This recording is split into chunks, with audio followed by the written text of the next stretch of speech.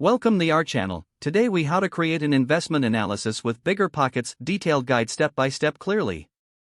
To start creating an investment analysis with BiggerPockets, first, log in to your BiggerPockets account.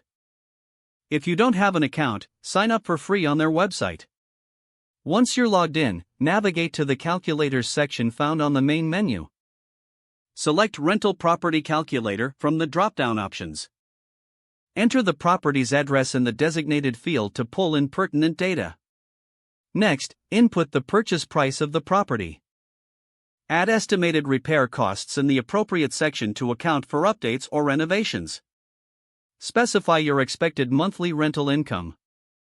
Adjust the financing details by selecting the loan type and entering the interest rate. Include your down payment amount as a percentage or a fixed amount. Fill in the property management fees if you plan to hire a professional service. Add any other recurring expenses, such as property taxes and insurance. Review the inputs to ensure all information is accurate. Click on the Analyze Property button to generate the investment analysis. Examine the summary provided for key metrics like cash flow, ROI, and cap rate.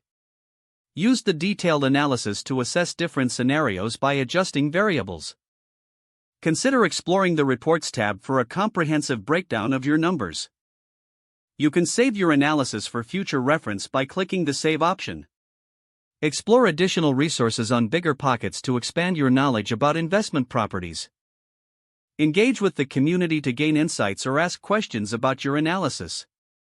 Always remember to conduct thorough due diligence before making a final investment decision. If the page does not load, refresh the browser or try again in a private or incognito window. Make sure you are using the correct email address, then retype it carefully to avoid small typos. If your password is not accepted, use the reset option and create a new strong password you can remember. Check your spam folder for verification or security emails, then complete any requested confirmation steps. Enable two-factor authentication if available to improve account security and reduce unauthorized access risk. After signing in, review your profile details so your contact information and settings are accurate and current. If you see an error message, note it down and try again after restarting your device and internet connection. Don't forget to like this video and subscribe to our channel for more step-by-step tech guides.